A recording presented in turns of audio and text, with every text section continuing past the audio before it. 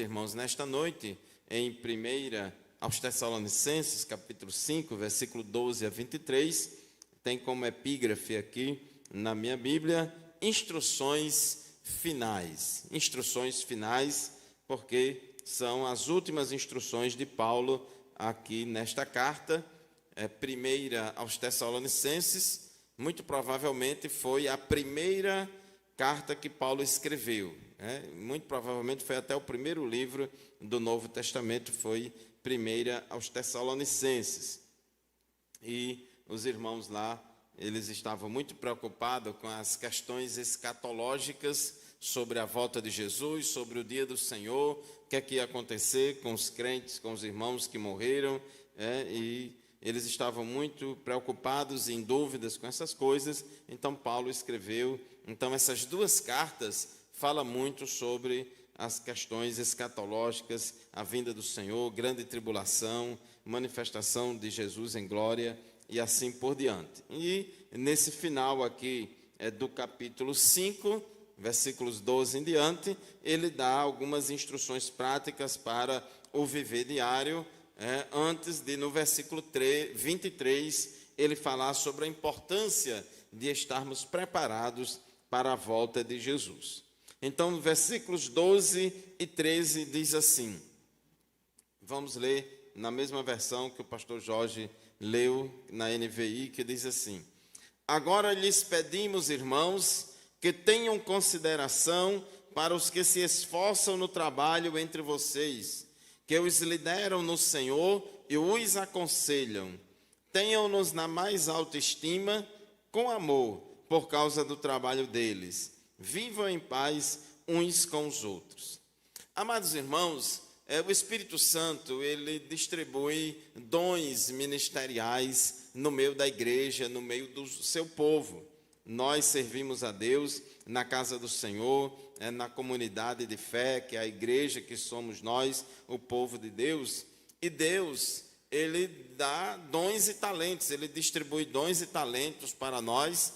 Inclusive tem o dom de governar, ou administrar, e existe também o dom de liderar. Algumas traduções trazem a palavra presidir, dom de presidir. Noutras traduções, que são mais exatas, fala dom de liderar, porque este é o sentido. E na igreja, irmãos, tem líderes, dos mais diversos líderes.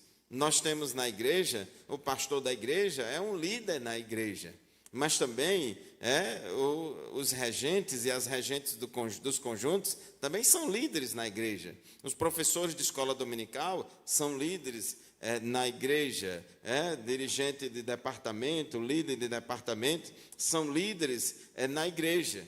E todos nós somos ovelhas, todos nós somos servos, mas Deus chama, separa e escolhe alguns servos para cuidar dos outros servos. Então, qualquer líder na igreja, seja o pastor da igreja ou quem quer que seja, nada mais como diz o hino, apenas servos e nada mais. Agora, o líder é um servo com uma responsabilidade maior de cuidar dos outros servos. Eu viajei há poucos dias, eu e Elizabeth, ficou Daniel e Tiago em casa, como Daniel mais velho, Então eu responsabilizei ele de cuidar do irmão mais novo. Até mesmo porque o irmão mais novo é de menor e Daniel é de maior. Então, ambos são filhos, mas um com uma responsabilidade maior ainda. E assim, irmãos, somos todos nós na casa do Senhor. A obra de Deus, ela não é feita somente pelo pastor da igreja. A obra de Deus, ela é feita por todo mundo. E há diferentes níveis de liderança. E há líderes que lideram em diferentes departamentos, em diferentes funções, de diferentes maneiras. E não é fácil, irmãos, o exercício da liderança. Não é fácil fazer a obra do Senhor, estar à frente de um departamento, de uma classe de escola dominical de crianças, de um culto infantil, liderando um departamento, um círculo de oração e assim por diante. As dificuldades são muitas, as cobranças são muitas, e tem desafios de diversos tipos, de diversas maneiras no dia a dia. Então nós, irmãos, que servimos a Deus e que convivemos todos juntos na casa do Senhor, devemos ter consideração e reconhecer os irmãos e as irmãs que trabalham entre nós, né, e que nos lideram no Senhor. Então Paulo, ele diz assim: pedimos, irmãos, que tenham consideração para os que se esforçam no trabalho entre vocês, que os lideram no Senhor e os aconselham. Todo mundo aqui trabalha voluntariamente. Os irmãos servem a Deus nas mais diferentes funções na igreja voluntariamente. Ninguém aqui é empregado da igreja. E os irmãos trabalham com amor, se esforçam, e nós, irmãos, devemos ter consideração com esses irmãos. Ninguém vai bajular ninguém, ninguém vai tratar ninguém como estrela, ninguém vai idolatrar ninguém, mas nós precisamos tratar com respeito, com carinho e com consideração as pessoas que se desgastam no dia a dia, né, que servem a Deus e que lideram na casa do Senhor e aconselham-nos. Então esse é um mandamento bíblico muito importante. A gente vive, irmãos, numa época, numa geração de muita rebeldia. Há muitas pessoas que não têm respeito por nenhuma autoridade, não têm respeito por nenhum líder. Isso às vezes já começa dentro de casa. Os filhos não respeitam pai, na escola, alunos não respeitam professores. Na igreja, ninguém respeita o pastor, ou ninguém não quer respeitar o professor da escola dominical, e assim por diante. Então, esse espírito de rebeldia, de se levantar contra a autoridade, de se levantar contra a liderança, irmãos, isso aí vem do diabo, vem de Satanás, né, que quis ser igual a Deus e que se rebelou contra Deus. A gente precisa ter muito cuidado com essas coisas, porque somos muito tentados, irmãos. Somos muito tentados no dia a dia a tratar as nossas lideranças de qualquer forma, de qualquer maneira, né, e sem o mínimo respeito. Tratamos pior do que nós tratamos um parceiro, mas a Bíblia Sagrada ensina diferente. No meio do povo de Deus, no reino de Deus, é diferente. Repito, não devemos tratar ninguém com bajulação. Crente bajulador, irmãos, ele é perigoso. Isso aí é feio demais.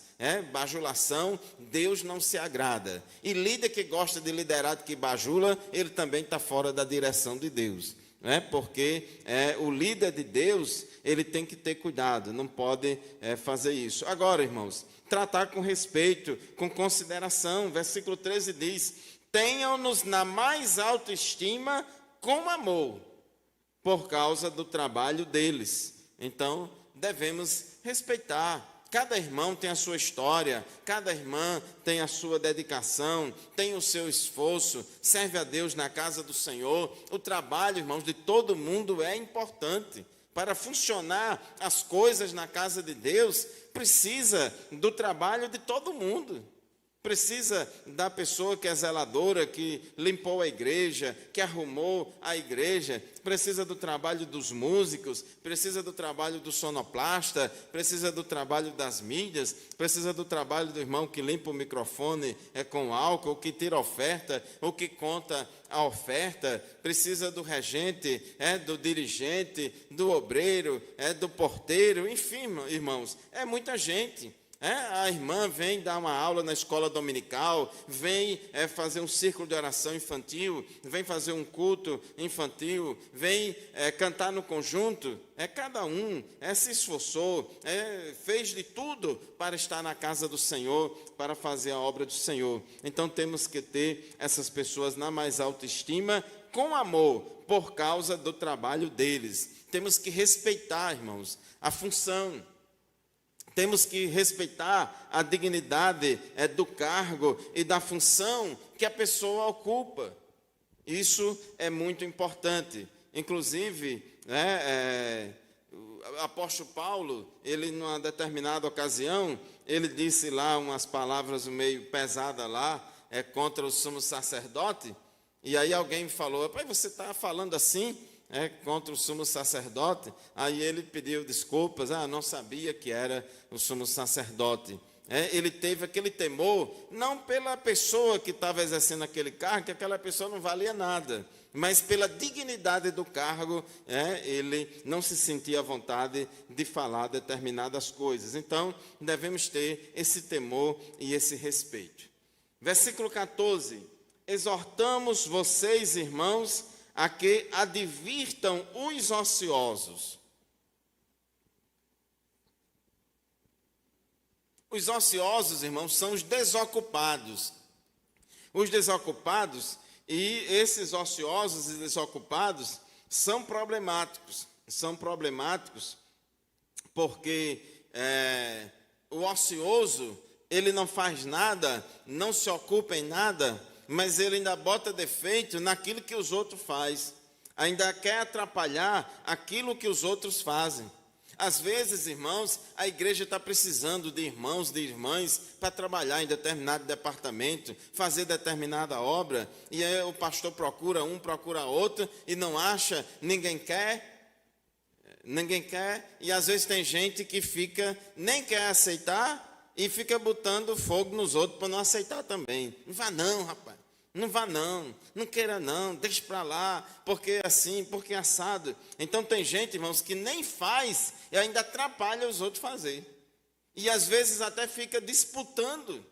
Graças a Deus que aqui não tem isso, irmãos, mas não é raro acontecer em muitas das nossas igrejas, às vezes líderes de departamento ficar competindo um com o outro. Às vezes, dentro de um conjunto, tem lá o regente e a regente, e tem um membro do conjunto que fica catucando, que fica botando defeito, que fica perseguindo o regente, que fica dizendo isso, aquilo, outro, porque está querendo tomar o lugar do outro. Não respeita a liderança que foi colocada ali para reger o conjunto. Aí fica botando defeito, fica botando falha para querer desestabilizar a liderança. Então, a Bíblia diz, advirtam os ociosos. Mente desocupada é oficina de Satanás. Então, precisamos, irmãos, ter cuidado com a ociosidade. E no outro linguajar diz, com a vagabundagem, A vagabundagem. A vagabundagem é quem vive ocioso, não faz nada, não se ocupa em nada, então fica muito vulnerável a fazer muita coisa que não deve. Confortem os desanimados. Irmãos, as lutas são tão grandes, as dificuldades são tão grandes, as tentações são muitas, as dificuldades, a gente não está no céu, somos peregrinos nesta terra, e muitas vezes acontecem coisas que nos desanimam. Às vezes uma enfermidade, um problema pessoal, emocional, às vezes um problema financeiro, um problema de saúde, às vezes uma palavra que a gente ouviu, às vezes coisas que fizeram ou deixaram de fazer conosco, que às vezes somos tentados a desanimar, a perder o ânimo, mas nós, irmãos, precisamos ajudar. A Bíblia diz que um dos dons ministeriais é o dom de exortar. Às vezes tem gente que acha que exortar vamos dizer assim, puxar a orelha do povo, mas não é verdade. Na verdade, o sentido correto aí é de animar, é dar ânimo, é o dom de animar. Do mesmo jeito que tem pessoas que botam os outros para baixo, que desanimam os outros, mas também, irmãos, tem pessoas que animam os outros. Tem pessoas que quando a gente conversa com elas, quando a gente abre o nosso coração com essa pessoa, e aí, irmãos, a gente fica animado. Às vezes dá vontade de parar na caminhada, e Deus usa de uma forma ou de outra para nos animar. Há pouco tempo, o presbítero Abaeba falou aqui, quando o irmão Abiezer cantou, sobre Moisés e tal, aquele hino, ele disse, desde domingo que eu estou pensando, que ele cantou domingo de manhã, lá no templo sede, Ele não sabe, mas ontem de manhã eu recebi um dirigente lá no Templo Sede, no meu gabinete, e ele disse que está passando uma determinada luta, dificuldade na obra do Senhor, e ele abriu ali o coração dele comigo, e ele estava falando que precisava muito de ouvir uma palavra, que Deus desse um direcionamento a ele, e Deus falou com ele na hora que você estava cantando o hino. Ele disse, na hora que aquele irmão lá de Recife estava cantando o hino lá, Moisés e tal, Deus falou profundamente ao meu coração.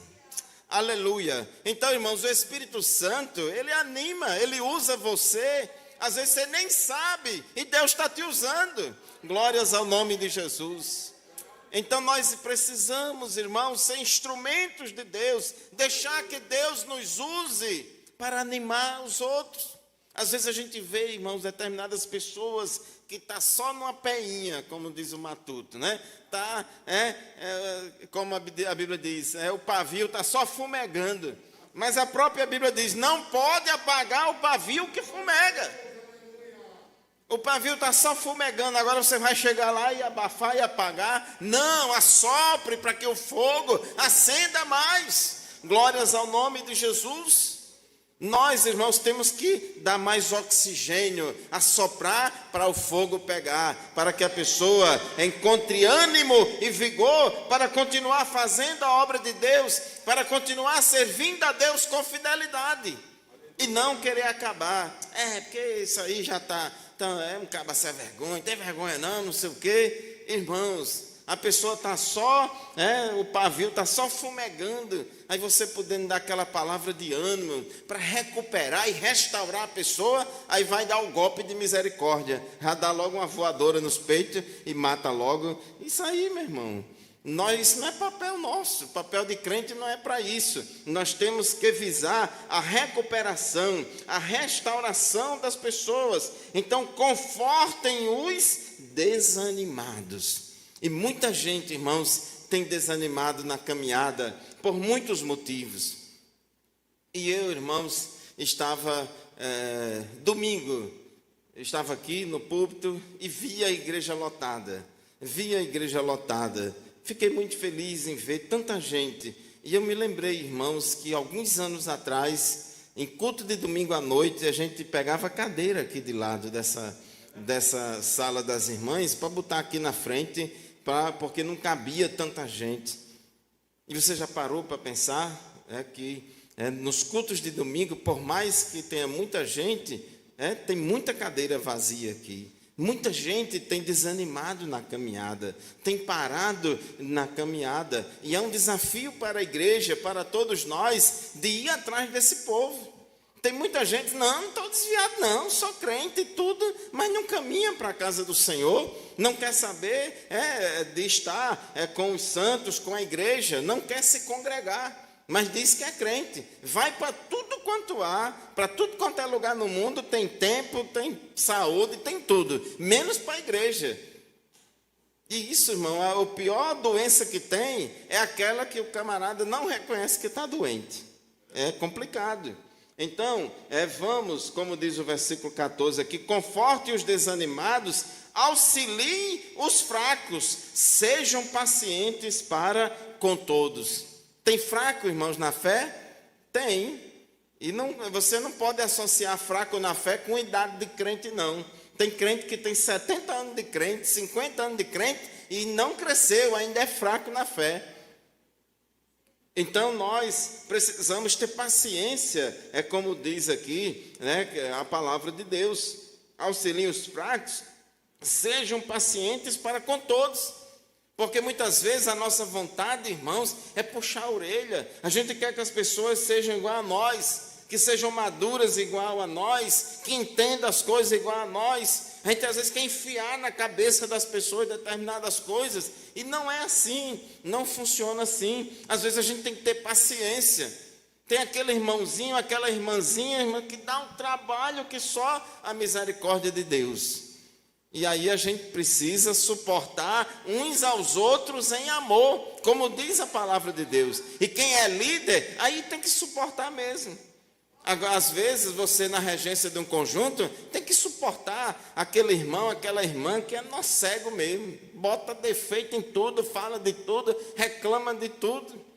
Às vezes, se é professor de escola dominical, tem que amar e suportar aquele aluno que é nó cego. Não é aquele aluno que é curioso, que quer aprender, que quer não, mas ele quer ficar peitando você, quer botar você no canto da parede, né? Quer tirar sua paciência, quer desestabilizar você. Na verdade, às vezes ele é doido para estar no seu lugar, dando aula no seu lugar.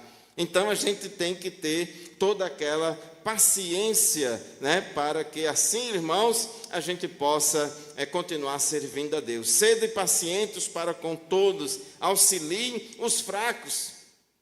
A gente vive numa cultura do cancelamento e da intolerância. Ninguém quer tolerar mais ninguém, ninguém tem paciência mais com ninguém. Esse irmão dá muito trabalho, essa irmã dá muito trabalho, vamos logo isolar, vamos logo deixar para lá, vamos cancelar ele, e aí a gente fica livre do problema. E não é assim, né? Não é dessa forma como a Bíblia recomenda. Nós não podemos, irmãos, entrar por esse caminho. Ninguém aqui é perfeito. Todos nós aqui, irmãos, temos telha de vidro no nosso telhado. Todos nós temos as nossas fraquezas. Às vezes, a sua fraqueza não é muito visível do povo.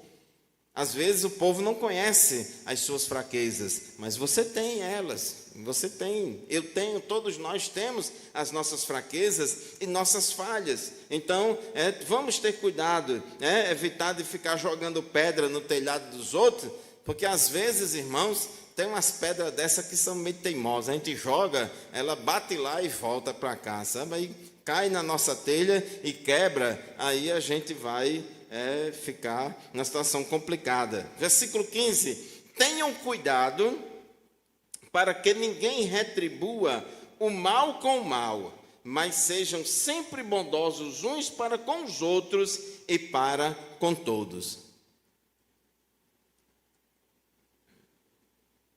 Nós vivemos, irmãos, em comunidade, nós vivemos em sociedade, todos nós fazemos parte de algum grupo, já começa em casa, na nossa família, nos relacionamos com os nossos irmãos, com os nossos pais, com os nossos filhos, na escola, no trabalho, sempre a gente está se relacionando com as pessoas, a gente está interagindo com as pessoas. Na igreja, também da mesma forma, a gente também está convivendo juntos, né, de forma coletiva. E muitas vezes, irmãos, tem pessoas que nos fazem mal. Muitas vezes tem pessoas que não somente desejam o nosso mal, mas também que nos causam o mal. Faz uma coisa ruim conosco, ou deixa de fazer uma coisa boa que poderia e deveria fazer e não fez. E a nossa tendência é ficar magoado, a nossa tendência é ficar ressentido, a nossa tendência é nunca esquecer isso. A gente até gosta de ficar dizendo, quem dá se esquece, quem apanha lembra, quem dá se esquece, quem apanha lembra. É verdade, irmãos, que quem dá é muito fácil de esquecer. Quem apanha é muito fácil de lembrar. Mas essa lembrança de quem apanhou, irmãos, muitas vezes ela vem acompanhada com ressentimento, com ódio, e com aquele veneno, né, de amargura para nos destruir, para acabar com as nossas emoções, para acabar com o nosso amor, com a nossa fé. Então a gente precisa ter muito cuidado nesse relacionamento pessoal. Então, às vezes, alguém te fez mal, alguém deixou de te socorrer quando poderia ter socorrido. Às vezes, você foi vítima de alguma coisa e agora você tem a oportunidade de dar o troco, mas você não vai dar o troco. Você não vai dar o troco. É aí, irmãos, que Deus nos prova. É nesses momentos que a gente vai saber se é crente ou não é crente. Se a gente vai agir como crente ou se vai agir como incrédulo, como pessoas do mundo.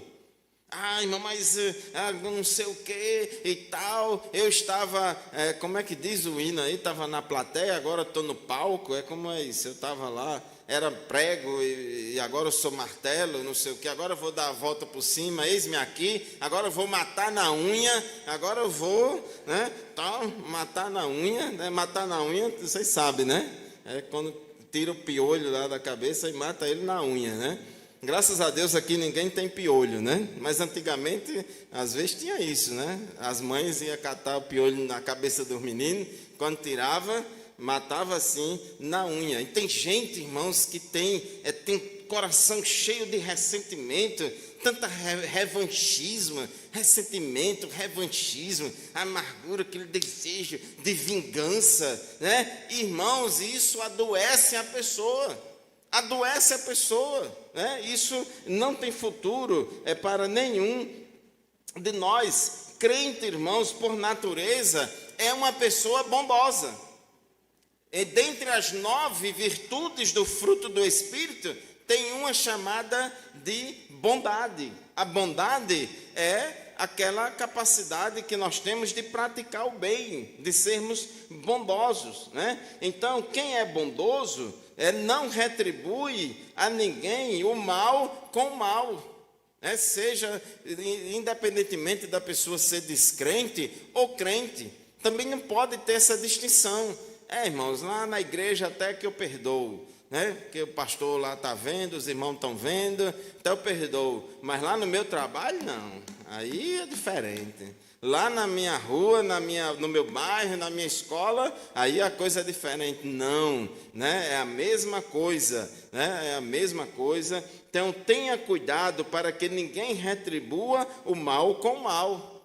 É assim, irmãos, que Jesus ensinou. É assim que a Bíblia ensina. Quando a gente retribui o mal com o bem, diz a Bíblia, a gente vai amontoar brasas de fogo sobre a cabeça da outra pessoa. A maior pregação é essa, irmãos, é demonstrar benignidade e praticar o bem com aqueles que nos fez mal. Sejam sempre, olha a palavra sempre, bondosos uns para com os outros e para com todos, né? Então não é só para alguns, não é só para aqueles que é mais conveniente, mas é para com todos, inclusive do outro partido, inclusive da outra ideologia, é para com todos, né? Fazer o bem para com todos. Versículo 16, estão com a Bíblia aberta, amém?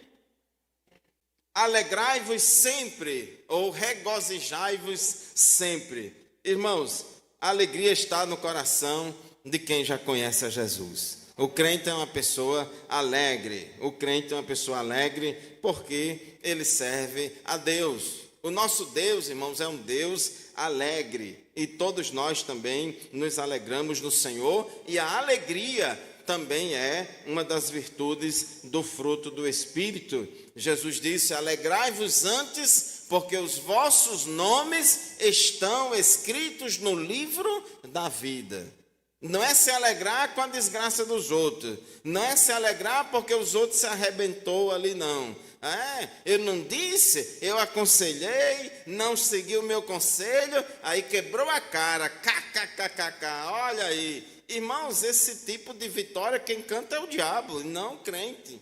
Você deu o conselho, a pessoa não seguiu o seu conselho e quebrou a cara, você se lamenta, você tem que sentir lamento e não ficar se alegrando. Não disse que estava certo, eu estava certo, aí quebrou a cara. Isso não é coisa de crente, não é sentimento, irmãos, de quem conhece a Jesus.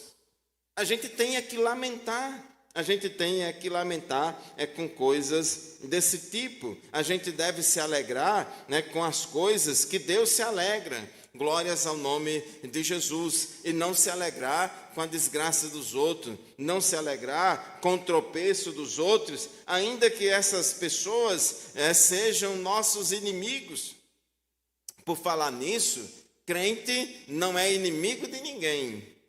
Nós temos inimigos porque, infelizmente, tem muitas pessoas que dão lugar ao diabo e odeiam o crente, odeiam a igreja. E Jesus já disse isso, que é assim mesmo. A gente vai viver no mundo e a gente vai ser odiado por muita gente. Nós temos muito inimigo, mas nós não somos e nem devemos ser inimigos de ninguém. Então devemos nos alegrar, com os que se alegram, devemos nos alegrar no Senhor. A carta de Paulo aos Filipenses, ele diz: alegrai-vos no Senhor, outra vez vos digo, alegrai-vos. A nossa alegria é no Senhor, independentemente das circunstâncias. Paulo, quando escreveu aos Filipenses, ele estava preso, estava numa prisão, mas é conhecida como a Epístola da Alegria. Versículo 17, orem continuamente, ou orai sem cessar.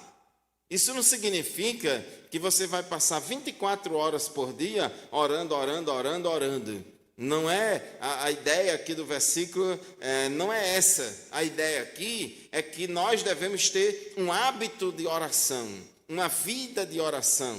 Que a oração fazer parte da nossa vida, a nossa conversa com Deus, o nosso diálogo com Deus, não parar de orar, porque a oração, irmãos, a gente vai receber cura do Senhor, a gente vai buscar a face do Senhor, e Jesus disse, lá em Lucas capítulo 18, versículo 1, ele falou de uma parábola sobre o dever de orar sempre e nunca desfalecer. Mas esta bênção está demorando, eu parei de orar já. Não pare de orar, continue orando. Porque já perdi a esperança, está desviado, está afastado, o meu filho não quer mais saber de Jesus, os meus pais também não querem mais, a minha esposa, o meu esposo não quer ser crente. Então, não vamos perder a esperança, vamos continuar sempre orando. Por que a Baeba, em quase todo culto aqui, ele pede oração pelo irmão Eliezer? É porque ele está fazendo o que diz a Bíblia aqui: orai sem cessar, orai continuamente. Este é o nosso dever e também uma necessidade. Versículo 18: deem graças em todas as circunstâncias, pois esta é a vontade de Deus para vocês em Cristo Jesus. Qual é, irmãos, a vontade de Deus para nós? É que a gente dê graças a Deus em toda e em qualquer circunstância. Nós, vivendo aqui neste mundo, estamos sujeitos aos mais altos e baixos da vida. Agora, temos que ter a certeza, irmãos, que Deus está no controle de todas as coisas. Antes de você entrar lá na cova dos leões, Deus já sabia que você ia entrar por lá. Se Ele permitiu você entrar na cova dos leões, Ele vai estar com você lá dentro. Aleluia. Glórias ao nome de Jesus. Deus às vezes nos livra da prova, mas às vezes Ele nos livra na prova. E às vezes também Deus nos chama para ser mártir, para sofrer mesmo. Olha a galeria dos heróis da fé. Quantos homens e mulheres ali sofreram. Alguns foram até cerrados pelo meio. Nós também, irmãos, muitos de nós somos chamados para ser mártires. E na igreja, na casa do Senhor, irmãos, tem alguns irmãos e algumas irmãs que só Jesus na causa. Parece que já tem doutorado e pós-doutorado em sofrer por causa da obra de Deus, em sofrer por amor a Cristo. E muitas vezes, irmãos, passamos por coisas desse tipo, mas devemos dar graças a Deus em todas as coisas. Sempre que você estiver sofrendo muito em algum problema, em alguma circunstância, a nossa tendência, irmãos, sempre é perguntar a Deus: por que, Deus? Por que o Senhor não me livrou disso? Será que não existe Deus? Às vezes, quando acontece a morte de um ente querido, às vezes tem pessoas que se desesperam, que se desestabilizam e dizem: onde é que estava o Senhor? Como é que o Senhor fez um negócio desse? Eu já participei de vários velórios e já vi pessoas, inclusive crentes, assim, revoltados e questionando Deus. Como é que o senhor faz um negócio desse comigo? Às vezes a pessoa morreu até por uma irresponsabilidade da pessoa até. Não foi nem uma questão de probabilidade, de circunstância, de acaso. Às vezes até foi. É culpa da pessoa mesmo. E às vezes tem parente que é tão tomado pela emoção, pelo sentimento de perda, e às vezes quer culpar Deus, quer botar a culpa em Deus. Por que o senhor deixou isso acontecer? Onde é que o senhor estava? É que não fez nada disso. Sempre que tiver essa tentação de questionar Deus, onde é que o senhor estava que não viu isso? Aí pense, Deus estava no mesmo lugar que Deus estava quando viu aqueles homens crucificarem o filho dele lá na cruz do Calvário. Então, meus irmãos, nós também somos chamados a ser participantes das aflições de Cristo. Agora, saiba de uma coisa: o choro pode durar uma noite, mas a alegria vem pela manhã. Toda luta, irmãos, tem prazo de validade. Toda prova tem prazo de validade. E um dia chega o momento. Um dia cessará. Como diz o hino, cessará no céu o pranto. Glórias ao nome de Jesus. A Bíblia diz que lá no céu Deus enxugará dos nossos olhos toda a lágrima. Glórias ao nome do Senhor. Então, irmãos, deem graças a Deus em todas as circunstâncias, porque esta é a vontade de Deus para vocês em Cristo Jesus. Qual é a vontade de Deus? É que você dê graça em toda e qualquer situação. Talvez a situação que você esteja vivendo é uma situação de injustiça. Você não pode dizer, não, Deus mandou essa pessoa fazer uma injustiça comigo. Eu estou sendo perseguido, eu estou sendo oprimido, então foi Deus que mandou essa pessoa me oprimir. Não, irmão, Deus não manda ninguém fazer o mal. Quem faz o mal é o diabo e os homens, certo? Agora, mesmo que isso aconteça com você, dê graças a Deus. Saiba que Deus está no controle de todas as coisas. Se Deus não deu a você livramento, irmãos, antes para que você não entrasse nessa provação, saiba de uma coisa: Deus vai passar com você no meio deste vendaval e Ele vai te dar vitória. Ele vai dar graça para você suportar toda essa situação. Versículos 19 a 21 é uma palavra muito especial aqui para nós pentecostais, nós que cremos na manifestação do Espírito Santo na igreja, na manifestação dos dons espirituais, principalmente de profecia. Não apaguem o Espírito, não tratem com desprezo as profecias, mas ponham à prova todas as coisas e fiquem com o que é bom. Irmãos, nós somos pentecostais, nós cremos que Deus fala, nós cremos que Deus se revela, nós cremos em profecia, nós cremos em interpretação de línguas, nós cremos em visões, e louvado seja Deus por isso. E nós, como pentecostais, não podemos desacostumar com essas coisas. Não podemos desacostumar com essas coisas. Nós estamos vivendo uma época, irmãos, em que nós parece que estamos entrando numa época pós-pentecostal. Pós-pentecostal, porque muitas igrejas pentecostais não há mais aquela manifestação do poder do Espírito Santo, a manifestação do dom de profecia. Muita gente, irmãos, tem dado tanta profetada da sua cabeça, profecia da carne e tantas outras coisas mais, que bagunçou as coisas. Muita gente ficou decepcionada, não crê, não acredita mais, e muita gente hoje despreza as profecias.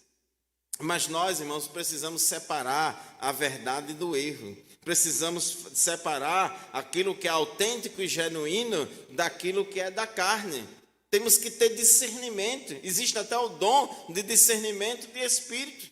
Não é porque fulano e beltrano profetiza da carne, não é porque fulano e beltrano fica falando bobagem, né, que não tem nada de Deus, tem revelação de Deus, coisa nenhuma, é só performance, é para manipular emocionalmente as pessoas, né? Mas não é profecia, não é manifestação do Espírito, coisa nenhuma. Não é porque muitas vezes existem essas coisas que vamos deixar de acreditar nas profecias verdadeiras.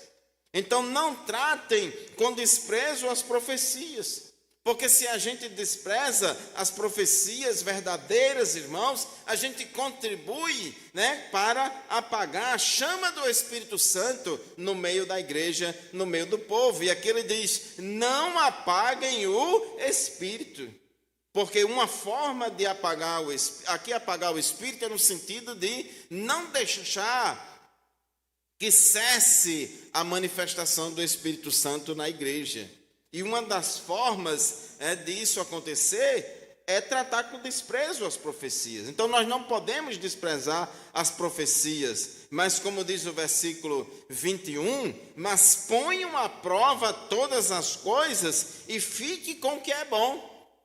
Em outra tradução diz: examinai tudo e retende o bem. Então vamos ouvir todas as profecias, sem preconceito nenhum. Sem preconceito nenhum. Se for de Deus, vai se cumprir, irmãos. Se não for, não vai se cumprir. Então a gente não pode se fechar, né, e virar um antipentecostal, virar um sensacionista, porque um dia me decepcionaram com a profecia, porque um dia não sei o quê. E a gente não pode, irmãos, pensar dessa forma. Não podemos pensar dessa maneira. Vamos examinar tudo e reter aquilo que é bom. Nós temos a obrigação de ter esse discernimento, né, para poder não apagarmos o fogo do Espírito. Versículo 22. Afastem-se de toda forma de mal, ou abstende-vos de toda aparência do mal. Nós somos santos, somos separados e devemos nos manter afastados, irmãos, de tudo aquilo que não agrada a Deus, de tudo aquilo que não agrada o Senhor. A Bíblia diz que nós não podemos compactuar com as obras infrutuosas das trevas, mas antes reprovai-as. Nós não podemos ser cúmplice de nada errado. Nós não podemos nos associar com nada que desagrade a Deus. Precisamos ter aquele sentimento, irmãos, de pureza, de nos afastar daquilo que não agrada ao Senhor. Então, Paulo recomenda: afastem-se de toda forma do mal. E assim, irmãos, cumprindo essas instruções finais, a gente vai estar preparado para a volta de Jesus, que é o que diz aqui no versículo 23. Que o próprio Deus da paz os santifique inteiramente, né? Que os santifique em tudo, para poder lhe detalhar o que significa se santificar em tudo. Aí ele diz aqui na continuação: que todo o espírito, a alma e o corpo de vocês sejam preservados irrepreensíveis para a vinda de nosso Senhor Jesus Cristo. Então nós, irmãos, temos que ser santo em tudo. O nosso pensamento tem que ser santo, as nossas vontades santas, o nosso comportamento santo, as nossas ações santas. A gente tem que ser santo no trabalho, santo em casa, santo quando está se divertindo, santo em toda e qualquer situação. E Pedro disse, sede santo em toda a vossa maneira de viver, como um estilo de vida, e assim nós vamos estar, o que, irmãos? Plenamente preparados, irrepreensíveis para a vinda de nosso Senhor Jesus Cristo. Jesus virá buscar a sua igreja, Jesus virá arrebatar o povo dele, que está preparado. A noiva do Cordeiro, que vai entrar para as bodas, que vai entrar nas bodas do Cordeiro no céu, ela está preparada.